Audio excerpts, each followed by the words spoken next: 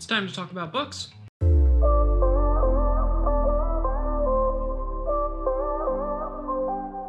Hey guys, what is up? Welcome back to my channel. It is so good to be back here with you today, and today's video is going to be fun, if not for you, at least for me, but it's actually a video that's been requested a couple times, and people have mentioned on my previous reading list video, my quarantine reading list, that they were like, hey, you should make an update to this. And if you know me, I'm always reading books and happy to talk about them, so that's what we're going to do today. I'm going to give you a little bit of an update on what I've been reading, and if that sounds interesting to you, stick around, and if not, well, sorry you clicked on this video. Maybe watch a different one or do something else. But anyway, let's jump into it. And I'll say today's list is going to be a little different than the last one, and you'll notice that there's a lot more fiction on it. Recently, I've been committed to reading more fiction. For the past 2 or 3 years, I read almost exclusively nonfiction, mainly about theology and also about leadership. And I love this stuff, and I devour those books, and they're really fun to read. But I realized that I was missing something. As a child and growing up, I loved reading fiction. And even into high school, I got really into the classics. And in fact, if I wasn't a theology major, there's a decent chance I would have ended up an English major, something I considered at one time, because I really love good literature. And I realized, having read so much nonfiction, that I was kind of cheating myself, not just from a fun pleasure, but from really engaging my mind in a different way. And I think fiction communicates in a really interesting way, and I don't want to go down too much of a rabbit hole. I've thought about making a video on why you should consider reading more fiction. But in any case, I want to start off with, recently I read the whole Chronicles of Narnia series, and it came in this fancy little collection, and it was really good. And you might be like, Austin, aren't you a little old for children's stories? And that's something I love about CS Lewis. He often talked about something called the second naivete, and what he would talk about is, as he grew older, he was once again young enough for children's stories. And I think all of us, we kid ourselves when we think we're too mature for fairy tales. There's something in us when we're young that can appreciate the fantastic and appreciate fairy tales and expand our minds in certain ways, but then we kind of become hardened. We say that's for kids. But really, I dare you to try reading it. It's actually really fun. And in the introduction to the first one, he addresses it to his goddaughter, and he says, I know by now you're probably too old to read fairy tales, but one day you'll be old enough to realize that you're never too old for fairy tales. And I hope you realize that sooner than later, because there's a lot of fun to them. And C.S. Lewis is a master writer. I love his nonfiction stuff, but his fiction is wonderful as well. Just a few months ago, I read his last work of fiction called Till We Have Faces, and this series, The Chronicles of Narnia, is by far his most famous works of fiction, and I kind of couldn't believe that I hadn't read them. Growing up a Christian kid, I feel like that's an obligation to have read them, but I hadn't. And they're really great. C.S. Lewis has some great reflections on God in here, and really challenging things about it as well that I enjoyed. He talks about, Aslan, who represents Christ. He's not tame, but then he watches people twist that. I think we see that today as people think it's sometimes more theological or more biblical to make God sound bad, which is just crazy. But it's equally crazy to think that we can stuff Jesus into a box and say this is exactly as he is. So that's just one takeaway, but there are so many good takeaways from it. If you haven't read it, seriously read it. It's sold over 100 million copies for a reason. All right, next up on the list is also a work of fiction. This is the most recent book that I finished. It's called The Underground Railroad by Colson Whitehead. And on my Instagram stories, I always do short synopsis or reviews of the books that I've recently read. And in this one, I made the joke that it's well deserving of Oprah's recommendation. Oh, and also the Pulitzer. But seriously, it won National Book Award, it won the Pulitzer Prize, Obama, Oprah, everyone endorsed this book. It's fantastic. It's a fictional retelling of the Underground Railroad with a really interesting twist in that the Underground Railroad's actually a railroad. Living here in Cambridge, I have a soft spot for the Underground Railroad. I'm new to the area, but right near where I live now is where Harriet Tubman, the founder of the Underground Railroad, grew up and worked. So it was really cool just having that connection to this book, but really the storytelling is phenomenal, and it will force you to come to terms with the horrors of American slavery, and it'll make you uncomfortable in all the best of ways. So I'd really recommend it if you're looking for books to kind of just educate yourself on the history of slavery in the US but want to read some fiction, I think this is a great place to turn. All right, next up on the list is a book called Gentle and Lowly, and this cover is gorgeous. You probably can't tell on video, but it's got this amazing texture to it. And Dane Ortlund's actually a chief publishing agent at Crossway, so I feel like he pulled some strings to get the best cover I've ever seen Crossway do, so shouts to him for that.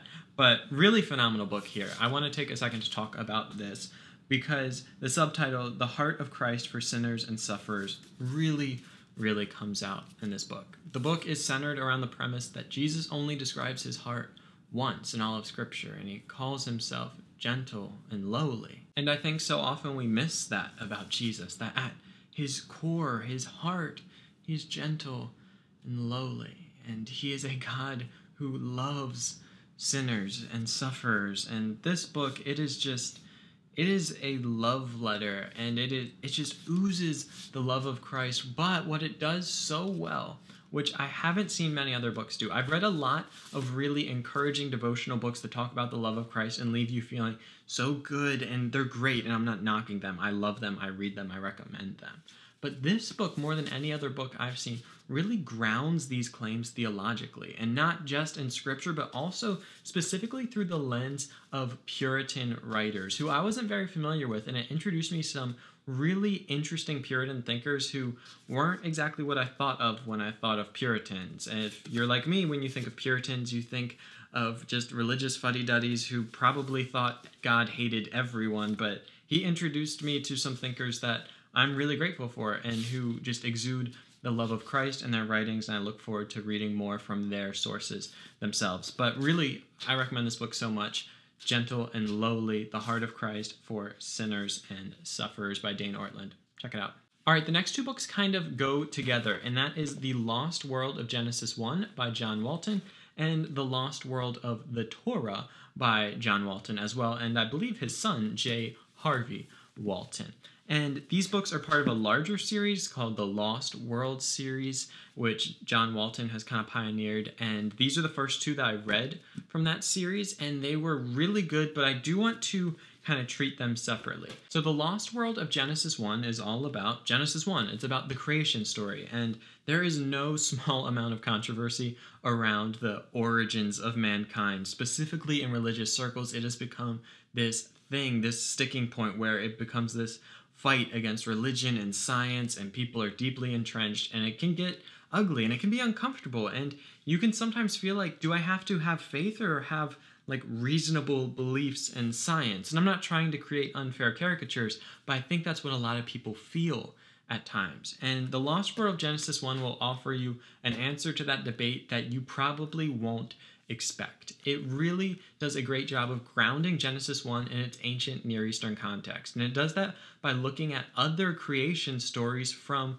contemporary cultures of the time in the ancient Near East that would have been the neighbors of the Israelites. And by doing so, it sheds a lot of light on Genesis 1 that you probably wouldn't pick up on as a 21st century modern reader. It's really illuminating. The central thesis has to do with the Genesis 1 account coming from a functional ontology rather than a material ontology, and if that's losing you, read the book, you'll love it. It's laid out in a series of propositions, super logically laid out.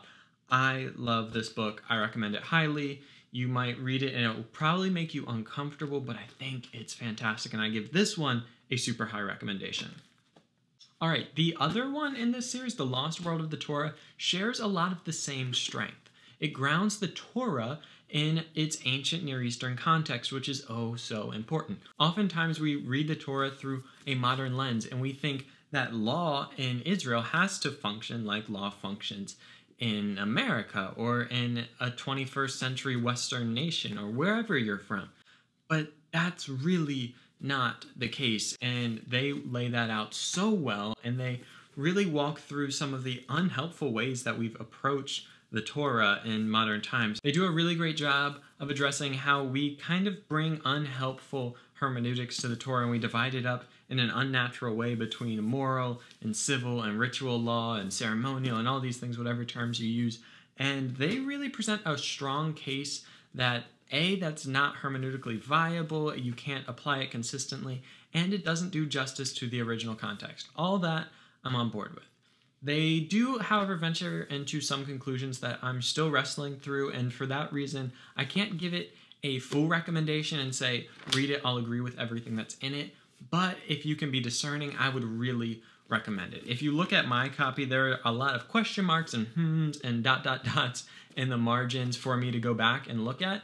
But I think good theological books should do that to us. They should make us ask questions. You don't have to agree with everything an author says to gain wisdom from a book, and this certainly gave me that. I walked away smarter, more informed, and asking better questions, I think, now of the Torah. So for those reasons, I'd recommend it, but with the qualification that I disagree with more of the conclusions in this one than in this one, but nevertheless super logically laid out. I love this series and will be reading some of the other ones. John Walton is a great Old Testament scholar, and if you're looking for a study Bible, actually he did the Old Testament notes in the NIV Cultural Background Study Bible, which I own and love. It's my favorite study Bible. I don't use study Bibles a lot, but if I could recommend one, it would be that one. So John Walton, these books, they have my recommendation. All right, the next book is the last work of fiction on this list. And I have to be honest, this was a bit of a guilty pleasure. My mom and I did a Costco run, and while we were walking through the aisles, I saw this, and I picked it up because it brought back so much nostalgia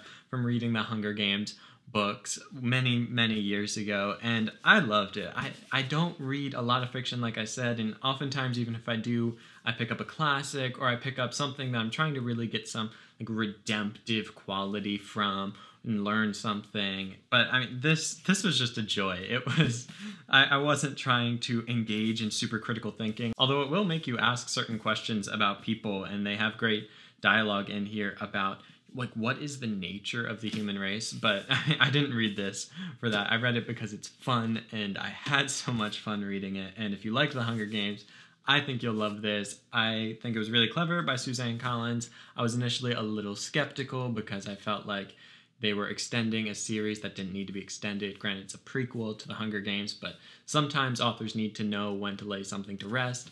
And I thought it might be a little greedy, but honestly, it was great. I loved it. I blew through it. I read it so fast, and it was so much fun. All right, the last books that I want to share with you that I've been reading lately come from some of my reading for school right now. I didn't include all of the books that I'm reading for classes right now because that would make this video unnecessarily long, and honestly, I didn't feel like talking about all of them. I wouldn't really recommend them all. But if you're into theology, which I'm guessing you might be at least a little bit if you watch my videos, I think you might like these two books. And these two books are on church history. The first is The Story of Christianity by Justo Gonzalez. And I have both Volume 1 and Volume 2. Volume 1 goes from the very beginnings of Christianity all the way through the Reformation, and the next one is the Reformation to the quasi-present. I think like 2010 was when the updated version was written. I only grabbed this one, A, because it felt redundant to grab both, but also because I think Volume 1's better than Volume 2. I think some of that's the nature of the content. I think it's really a lot easier to tell the story of Christianity up to the Reformation in a coherent manner than it is after the Reformation, because everything got really splintered. But in any case, if you're into church history, which I want to encourage you to be into if you like theology, it will really help you understand where doctrine comes from, and I don't know, I think it's really fascinating, and maybe you will too. But if you're into that, if you want to be into that, these two books are really good. The first, The Story of Christianity by Justo L. Gonzalez. It's a very approachable, readable guide to the history of the church from the very beginning through the Reformation. And then this one's a little more enjoyable of a read. It's called Dominion by Tom Holland.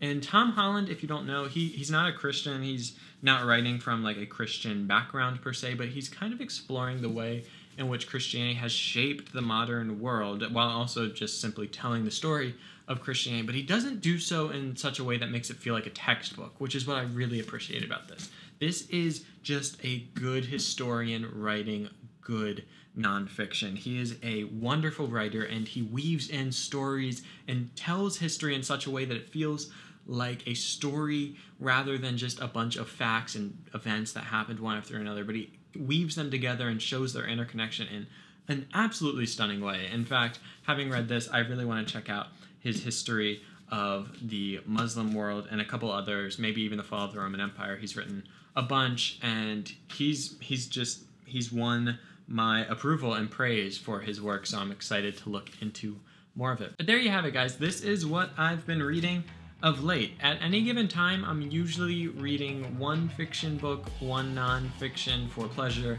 and then, I don't know, like 6 or 8 or however many for school.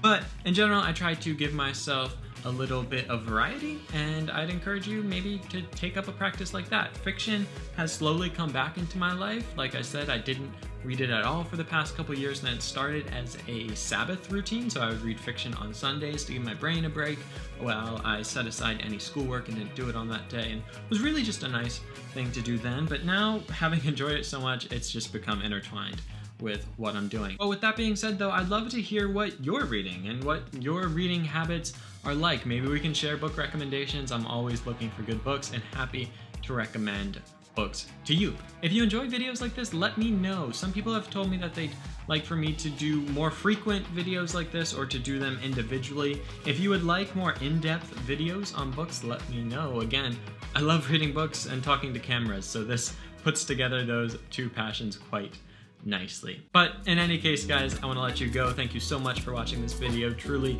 it means so much to me. If you've watched it all the way through to this point, you're the best. And if you're new to this channel, this is Gospel Simplicity, a place where we're passionate about beautiful simplicity, transformative power of the gospel, the good news about Jesus. We're out to talk about life, Jesus, and the journey of faith in a real, honest, and open way. So if that at all interests you, and you haven't already, be sure to hit subscribe to become a part of what we're doing here on this channel. Speaking of, to all of you who have already subscribed, I know I say this every time, and I mean it every time. You're the best. It means so much to me. Thank you so much for your support. It's an honor to make these videos and know that there's those of you out there that are benefiting from it. So thank you so much. Keep being awesome. Until next time, guys, be on the lookout for more videos, and as always, go out and love God and love others, because truly, above all else, that will change the world. Peace. Love you guys so much. I'll see you next time.